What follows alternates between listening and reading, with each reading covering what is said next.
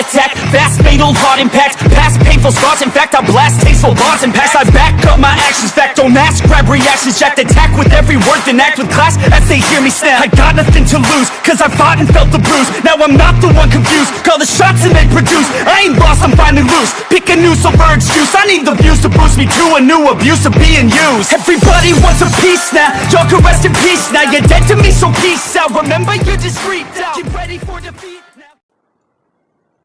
Why, hello, girls.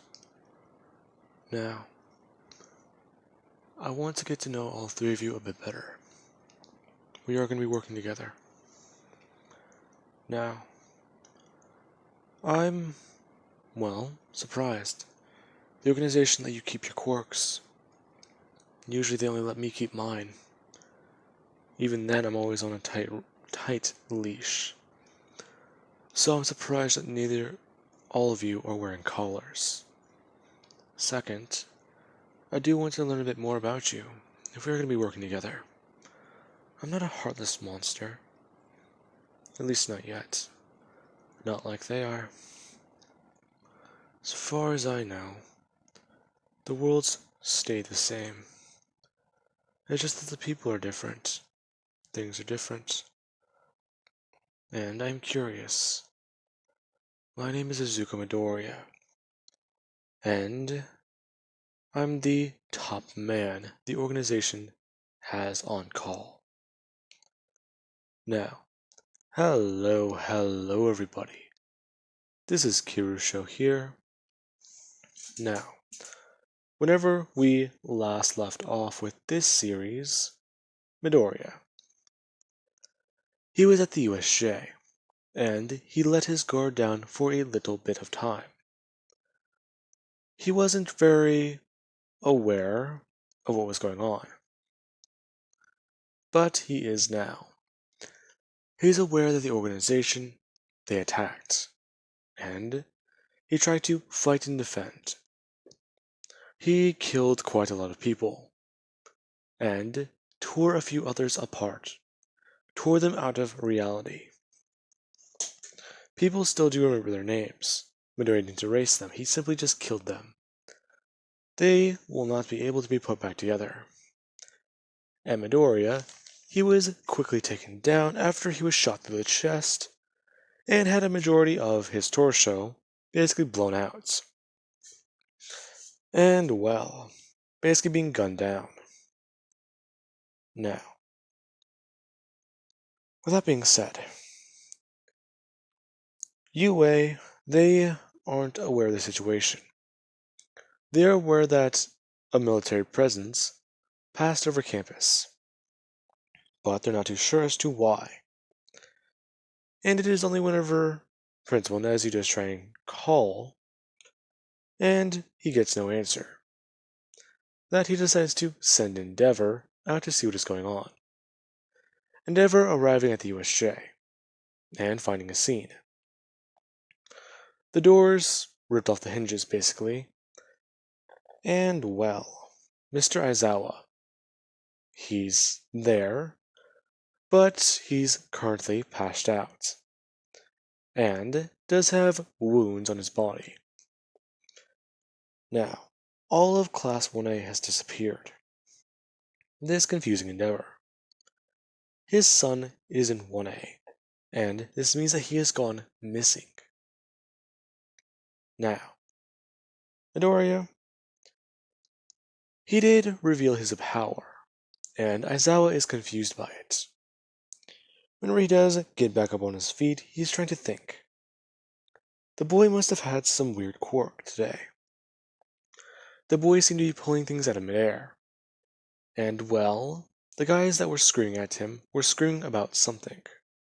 Screaming about this being their target. What exactly does that mean? Now,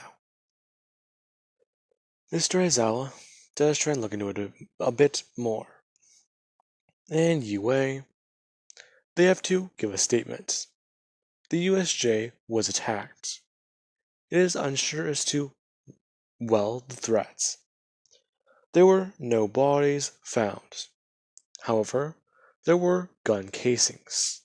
And some evidence of a struggle. They did find a bit of blood strewn about the USJ, and it has matched at least 6 or 7 different individuals. Now, with that being said, let us cut over somewhere else. The organization. They have Midoriya. As soon as they captured him, they got to quick work, putting him inside a specialized containment box. Something big enough to cover his entire body, and basically pumping it full of drugs. A drug that will be able to suppress his ability.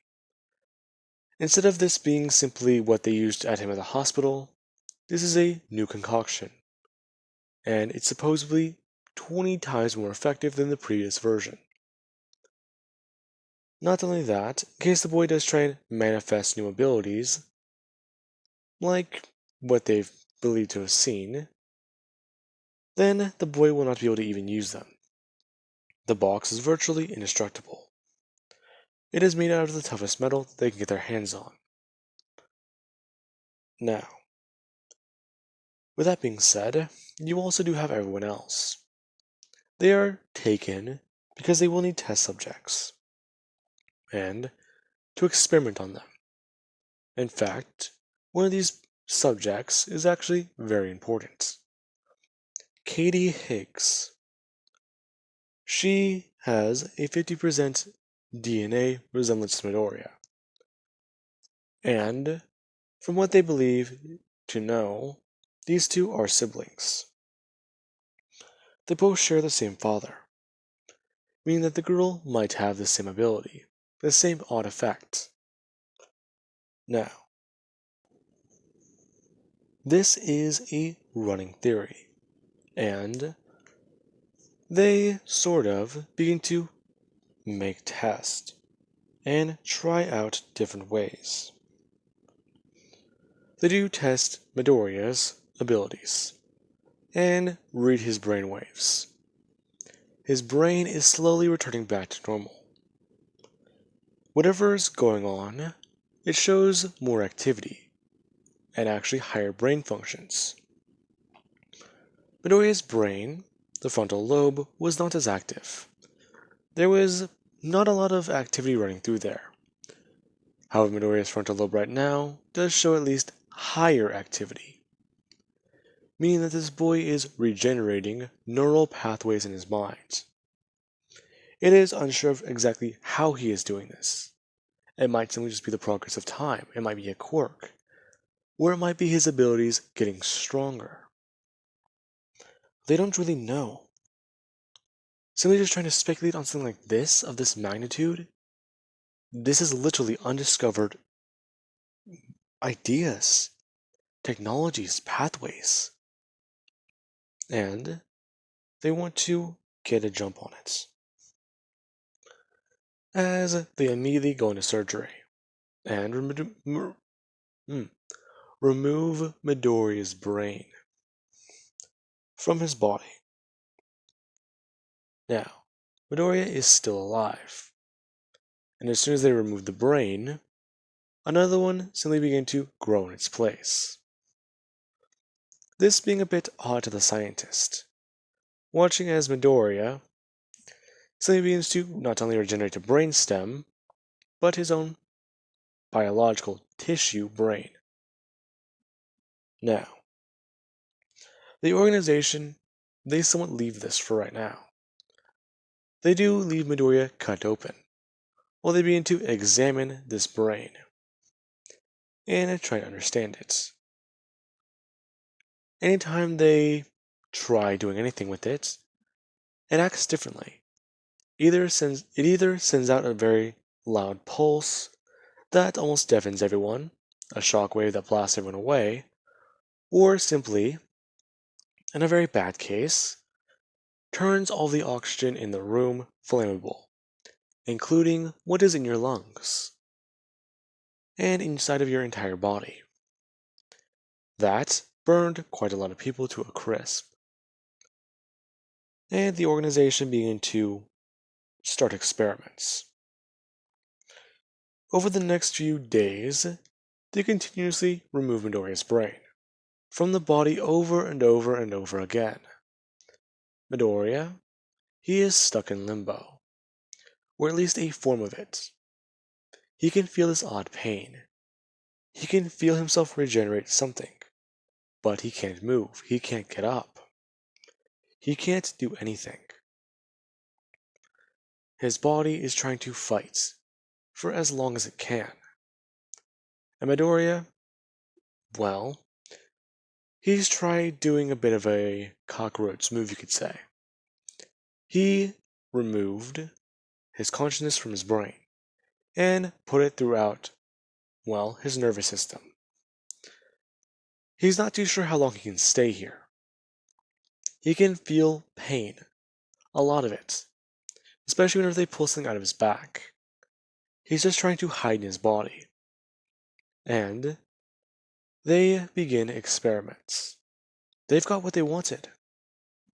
And they begin to, over the next few months, break down Midoriya's brain matter and simply begin experimentation. Now, early results do not show as much progress as they would like. You do have some people, as soon as they gain the abilities of Midoriya, or what they believe that he was up to before he seemingly came back or something, they don't really know much about him, or what he has experienced. As soon as they feel all of those years of Midoriya's progress, what he's been through, they immediately try and kaput themselves. As soon as one man woke up, he woke up screaming, and it was mid-surgery. They just put what they needed to into the man's brain, and he stated that he could quite simply see God. He sees God and he does not like it. And he immediately evaporated himself, turned himself into a liquid. And they had to stop the surgery, clean the man up, and bring in a new subject. And well, this does not work. They try multiple attempts, serums, just implanting a brain into a body, doing whatever. And they do a lot of this on everyone, beginning by experimentation on UA, the Class 1A students. Now, their experiments, they are a bit odd, and some of them do work. And they're surprised whenever Katie Higgs, the girl they, well, speculated to be a very big possible leap in this technology, or being able to help make a leap. Whenever she wakes up, she actually is a bit more cooperative, a bit more aware. Simply just, well, trying to understand what's going on, and exactly why she knows Franklin's name, his real name. Trying to understand, who is Azuka Midoriya? Why does this boy carry her father's last name? Trying to get answers, being angry, mad, and crying. She is going through all the different emotions all at once, her body beginning to experience time differently. And well, she at least does not destroy herself.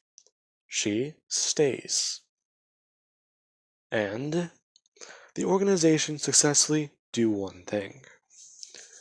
They successfully begin by putting things into people, putting Midoriya's various organs, body parts, brain, anything they can really sample from his body, since they believe it to simply be a corpse on an operating table at this point. And well, they are almost correct. They even begin to rip out parts of Midoriya's nervous system, and try an experimentation on his entire body, taking out bones, muscle tissue samples, anything. Now, with that being said, Midoriya, he goes throughout this process for what feels like eons, possibly even decades, when in reality, it has been about 4 years. And finally, the organization has what they want. The heroes don't win. Yue has lost. And the organization unveils their new police force. During the unveiling, they rewrite reality. And simply do one thing. A large majority of these reality-bending people, or soldiers that they have created, they go under orders from the CEO, who changed his own body, now having Midoriya's abilities and his powers. It would have taken decades with research, but using the brightest minds in the world and basically almost $1.8 trillion, they finally were able to understand it, or at least get a good grasp on it, start to. And they bended reality. Their single corporation is in charge of everything. It basically runs the worlds. And their word is law. Now, there is the whole thing about Midoriya. What exactly are they going to do about him? And well, whenever these soldiers bended reality, Midoriya was put back together. And simply put into an alias. He still does go by his normal name. And from what they can tell of the new brain they implanted in his body, and the certain components they put into it, will be able to keep him in check, keep him in line. If he goes too far, they can simply activate the piece of metal in his head, and it will release a poison roughly about 38 times deadlier than cyanide. Now, Midoriya, he begins to work. He is only seen as a very, very weak and low-level reality bender. And he isn't even told about his ability, simply being told that he has the ability to, basically, give any quirk he wants and take it. Now, Midoriya doesn't really know what this ability is. It feels familiar. And from what he was told, he had to go into surgery. He was shot in the head, and, well, he has amnesia. He doesn't really care about it. Simply just knowing that he works for these people. It feels like instinct. It feels like his nature. His gut is fighting against him. His body is trying to warn him. But Midoriya just shakes it off. He's been through a lot of trauma. And well, he does actually head home from today's day of work. Midoriya was out of surgery roughly about 1 year ago, and he is currently at the age of 20. And he does actually walk into his house, or his studio apartment, immediately just jumping into bed, and beginning by stretching out and actually beginning to relax, thinking that today's work was quite simple. The reality benders, hell, they're annoying and don't really care, but at this point he doesn't really know what to say. From what he knows, they're out working all the time, when in actuality, they are simply on standby, waiting for Midoriya to simply try and make a move. If his abilities do manifest, regrow, do whatever, they are going to simply annihilate him on the spot. And they're just waiting. Midoriya, he is now in a 1% ratio. The 1% of humanity who has quirks.